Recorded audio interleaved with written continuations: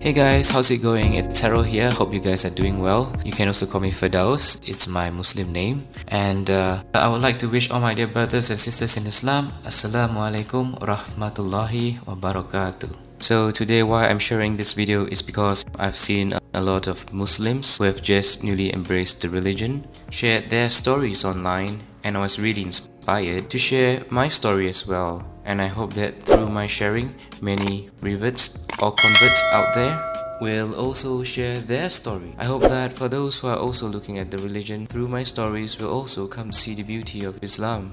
So how I came to embrace Islam. I was baptized when I was a little boy. My parents brought me to church, and I've been going to church till I was 20 years old. At that point in time, I felt that that was the path until I went to Australia and I started studying about philosophy, and I started to question a lot of things about life, the meaning of life, why we're here. It basically got me to look deeper into myself and to understand why did I choose to follow Christianity at a point of time. Why did I choose to believe in a God even?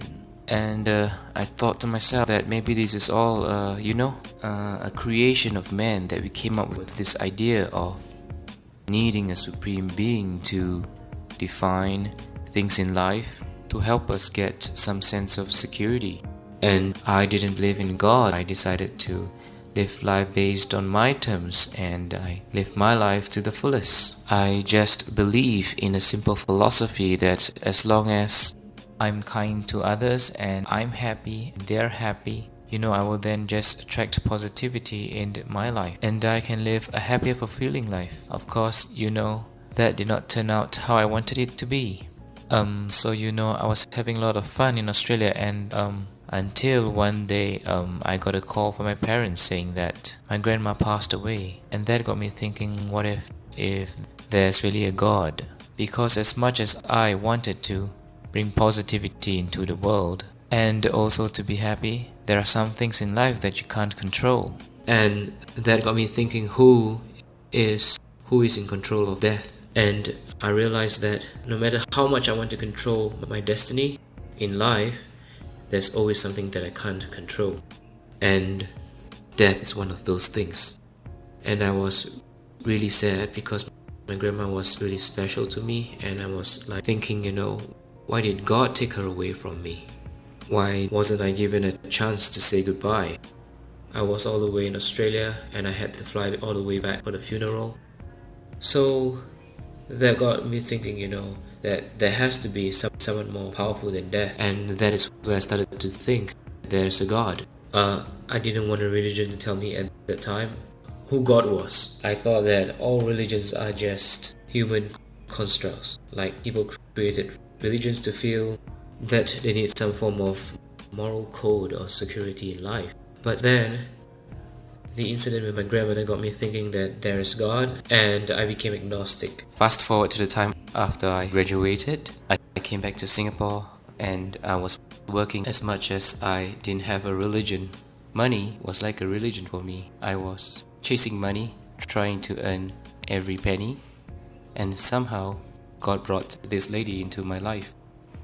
And she shared with me a bit about Islam and how beautiful the religion is, and I should give it a chance to find out more.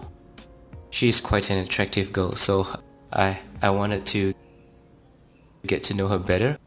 And so I thought, okay, why not, just give it a shot and learn more about the religion, and maybe I can get her to see from my point of view how the religion is flawed. That was how arrogant I was. So I went to Darul Akam, which is the Muslims Converts Center in Singapore, and I was given a basic introduction to Islam. And during that time, the girl that I was dating, she basically told me to write down any questions that I have and to ask the teacher at the end of the class all my questions, and he would be the best person to advise me. So I wrote it down, I gave it a shot. At that time, the teacher was Ustad Saiful Rahman. He was very logical, he was rational, he gave me really logical reasons. I was expecting something else. I was expecting something like just believe, close your eyes and believe and have faith, something like that. but it wasn't like that. It really made sense to me. But I didn't want to immediately embrace Islam. There's a lot of changes that I had to make, like lifestyle. I had to fast during the month of Ramadan. I have to only eat food that is halal. And I asked myself I should just do more of my research and find out more. So I went for more classes and asked more questions. Before I began my journey to discover more about Islam, I told this girl that I was dating that if this does not turn out well, I hope we still can be friends. But I will let you know as soon as possible. I don't want to keep you waiting for me. And I hope that, you'll understand if I don't think the religion suits me. So she said, yeah, she totally understands. But she said I should give my 100% to go find out more about the religion, to ask all my questions, to come with a humble heart, and to truly want to find out about the meaning of life, truth. And I think, yeah, that is what I've been searching for my whole life. I wanted to know what is the meaning of life, why we're here, the purpose and everything. So then the month of Ramadan came. It's the fasting month for the Muslims. And I thought, okay, since if I ever want to know this lifestyle is gonna suit me, I should really give fasting a shot. Maybe if I give up halfway, and then that's it, I won't waste time and I can just tell her we should go our own way, but we can be friends. So I tried to fast, and surprisingly, I did the whole 30 days of fasting. And somewhere nearing the end of Ramadan, I had a dream. This is really actually the turning point. I dreamt that I was walking towards someone who seated in the middle of the living room along a hallway. I was walking towards him, and he was sitting there patiently smiling. He had this radiant light. I could tell that, he's just a person and a kind soul. And he was just smiling at me directly, and he said, "Brother, when are you going to be part of the family?" And I woke up.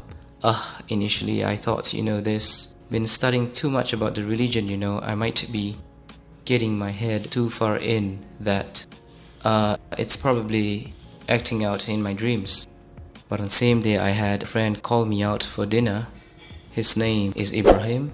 And that's when I had dinner with him, and he said, "Hey, I heard that you've been going to that Muslim convert center, studying about the religion and understanding about Islam. So when are you planning to be a Muslim, brother?" So I thought this must be a coincidence, Just when I had a dream and my friend asked me out for dinner and he asked me the same question, I was still quite stubborn, thinking that this is just pure coincidence. And I went on with my daily life, but the same dream happened again. And this time I remember the exact day and time. It was a Saturday morning around 9:30. I had the same dream and I woke up and I said to myself, "No, this can't be happening again, it must be something. Or someone is telling me something." And I decided at that point of time to test God. I said a prayer before I started to ask for directions in life, So I sat down, I just closed my eyes. I put my hands together like this and said, "Dear God, I know you exist and you're the most powerful. And you can make anything possible. Because I truly and fully believe in your supremacy and power, you can most certainly show me the way in life and the truth. And I seek your infinite wisdom and power to show me the way. Please, with all my heart, I sincerely seek your help in this. Please, let me know if, is Islam truly the religion for me? Or should I just go back to being who I was?"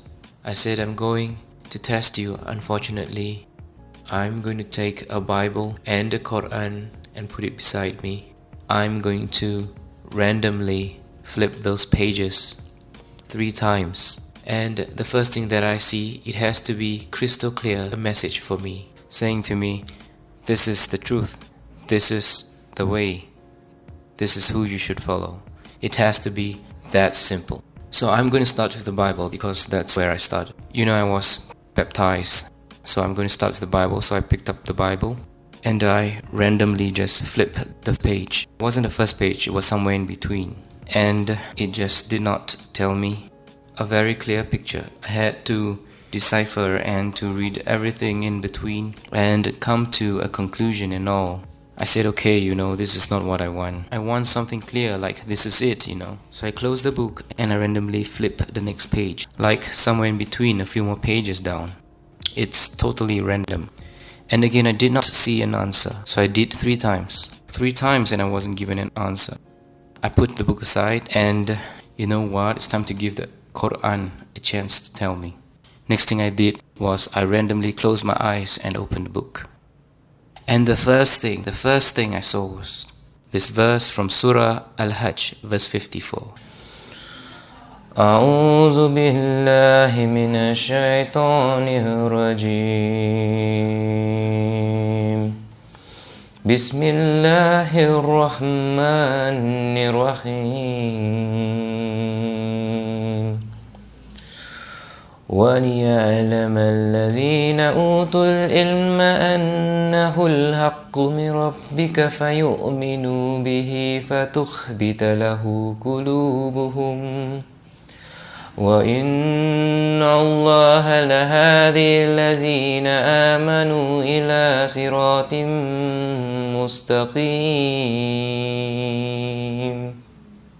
So basically it says, and so those who were given knowledge may know that it is the truth from your Lord, and therefore believe in it, and their hearts humbly submit to it. And indeed is Allah, the guide of those who have believed to a straight path.